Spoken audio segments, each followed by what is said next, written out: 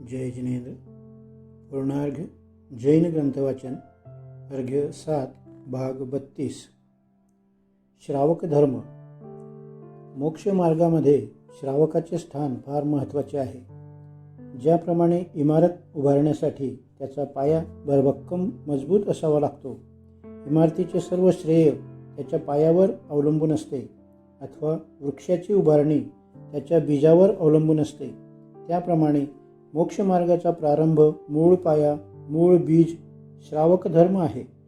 जो श्रावक धर्माचे यथायोग्य पालन करतो त्याचा मोक्ष मार्ग निष्कंटक, सहज, सुलभ होतो।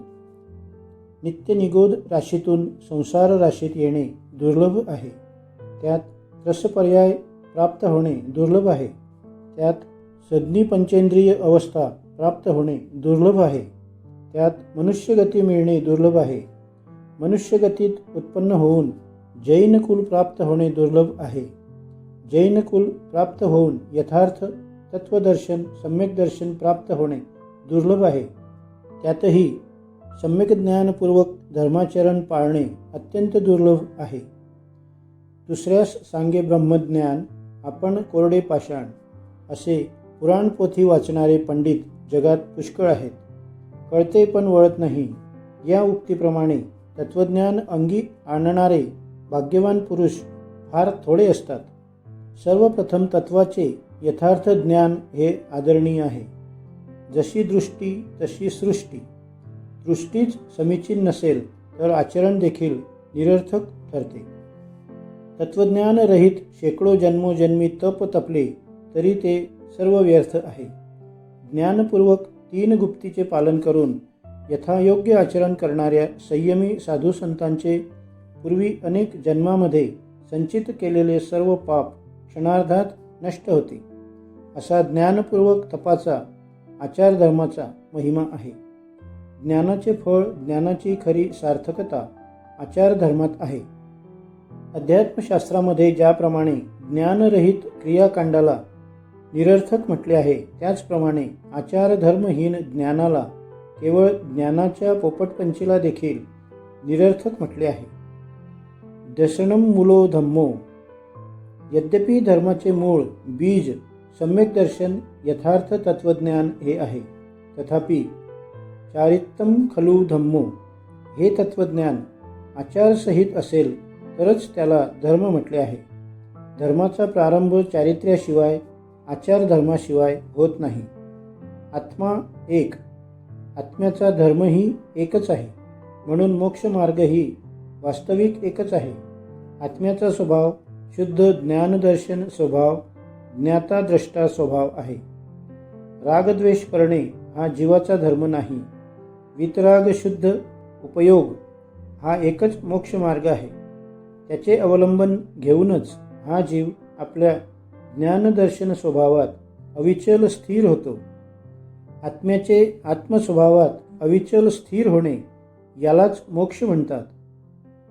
सिद्धीही स्वात्मोपलब्धीही, आपल्या आत्मस्वरूपाची जाणीव होऊन त्यात स्थिर होणे हीच बोधी, हीच समाधी, हीच परिणामविशुद्धी, हीच आत्मोपलब्धी, हीच मोक्षसुखाची प्राप्ती।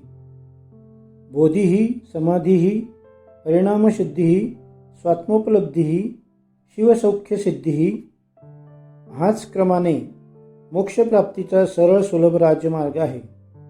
स्वपराचे, हित अहिताचे, तत्व अतत्वाचे, धर्म अधर्माचे, आत्मा अनात्माचे यथार्थ विज्ञान, भेद विज्ञान तीच बोधी होय।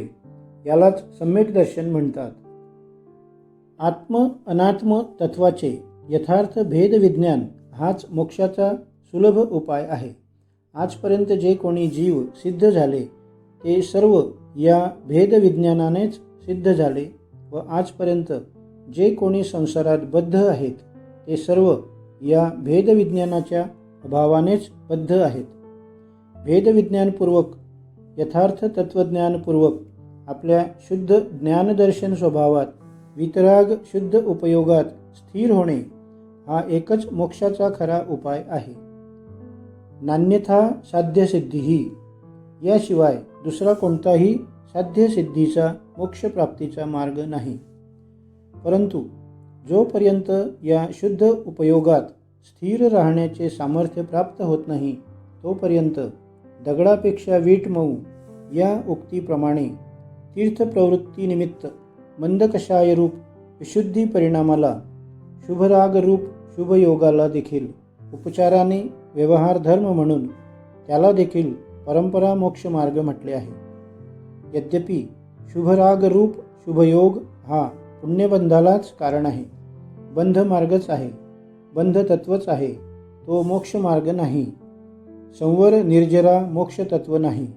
तथापि या शुभरागाचा विषय शुद्धोपयोगी वितराग देवशास्त्र गुरु यांची भक्ती असते. त्यामध्ये शुभोपयोगी ज्ञानी सम्यकदृष्टी जीवाची भावना शुद्धोपयोगाची प्राप्ती व्हावी ही पवित्र भावना असते. सम्यकदृष्टीला निरंतर असंख्यात गुणी संवर निर्जरा सुरू होते. म्हणून त्या शुभराग रूप शुभयोगाने अल्पस्थिती अनुभाग रूप कर्मबंध होत असताना देखील त्याला परंपरा मोक्ष मार्गच म्हटले आहे. याप्रमाणे आपल्या स्वरूपात अविचल स्थिर राहण्यास असमर्थ अशा श्रावक लोकांसाठी तीर्थ प्रवृत्तीनिमित्त सांगितला गेलेला हा अपवाद मार्गरूप व्यवहार धर्म नितांत आवश्यक आहे. वितराग सर्वज्ञ जिनदेवाच्या उपदेशावरून पंचेंद्रियाचे विषय व कषाय हे आपले स्वभाव नाहीत, विभाव भाव आहेत, हे उपादेय नाहीत, आश्रय करण्यायोग्य नाहीत, हेय आहेत, अशी ज्याची दृढ श्रद्धा आहे, ज्यांना स्वभाव विभावाचे यथार्थ तत्वदर्शन झाले आहे, तथापि जे चारित्र्य मोहाने विषय कषायाचा पूर्णपणे त्याग करण्यास असमर्थ आहेत, त्यांच्यासाठी पाप निवृत्तीरूप व पुण्य प्रवृत्तीरूप गृहस्थाचा व्यवहार धर्म आचार धर्म सांगितला आहे. मुमुक्षु भव्य श्रावक लोकांनी श्रावक धर्माचे यथायोग्य पालन समाधानपूर्वकच केले पाहिजे. प्रमादी स्वच्छंदी असंयमी जीवन घालवून नरक निगोदाचे दुर्गती दुःख भोगण्यापेक्षा व्रत नियम दया दान पूजा आदी व्यवहार धर्माचे यथोचित पालन करून पुण्य संपादन करून संसारातील जीवन सुगती सुखामध्ये व्यतीत करावे व परंपरेने मोक्षसुखाची प्राप्ती करून घ्यावी, हाच एकमेव श्रावकाचा आचार धर्म आहे. मात्र श्रावक धर्माचे पालन करीत असताना दोन महत्त्वाच्या धोक्याच्या सूचना दिल्या आहेत. एक, दया दान पूजा व्यवहार धर्मरूप श्रावक धर्माचे पालन करीत असताना माया मिथ्यात्व निदान रूप शल्यभाव न ठेवता व्यवहार धर्माचे पालन करावे. पुण्यफळाची स्वर्गसुखाची इच्छा ठेवून संसार सुख वैभवाची इच्छा ठेवून केलेले पुण्य आचरण तो खरा व्यवहार धर्म नव्हे, तो अनंत संसाराला कारण आहे. पुण्यफलाविषयी इष्टबुद्धीचा उपादेय बुद्धीचा व्यवहार शास्त्रामध्ये देखील निषेधच केला आहे. जो माया मिथ्यात्व निदान या तीन शल्याने रहित होऊन व्रत नियमांचे व्यवहार धर्माचे आचरण करतो त्यालाच खरा व्रती म्हटले आहे. त्याचाच व्यवहार धर्म परंपरा मोक्ष मार्ग म्हटला गेला आहे. 2. तसेच श्रावक धर्माचे पालन करीत असताना त्याचे लक्ष त्याची उपादेय बुद्धी इष्टबुद्धीवर चढण्याकडे असली पाहिजे. यतिव्रतरतः तम श्रद्धदे श्रावकम. जो श्रावक धर्मातच संतुष्ट आहे, श्रावक धर्मामध्येच ज्याची इष्टबुद्धी आहे, त्याला खरा श्रावक म्हटले नाही. जो मुनिधर्म पालन करण्यास उत्सुक आहे, ज्याचे लक्ष वर चढण्याचे आहे, त्याला मुमुक्षु श्रावक म्हटले आहे. श्रावक धर्माचे वर्णन करताना सर्वप्रथम श्रावकाचे 3 भेद सांगितले आहे. 1. पाक्षिक, 2. नैष्ठिक, 3. साधक. श्रावक धर्म ग्रहण करणे मला प्रयोजनभूत आहे असा ज्याचा अभिप्राय आहे, ज्याची भावना आहे, तो सम्यकदृष्टी श्रावक पाक्षिक श्रावक होय. 2. 11 प्रतिमेचे श्रावक धर्माचे साक्षात पालन करणारा, अणुव्रत गुणव्रत शिक्षाव्रत धारण करणारा नैष्ठिक श्रावक म्हटला जातो. 3. सर्व आरंभ परिग्रहाचा त्याग करून अंती समाधी मरण साधून आत्मस्वभावात स्थिर राहण्याचा अभ्यास करणारा, आत्मयोग धारण करणारा योगी पुरुष साधक श्रावक म्हटला जातो.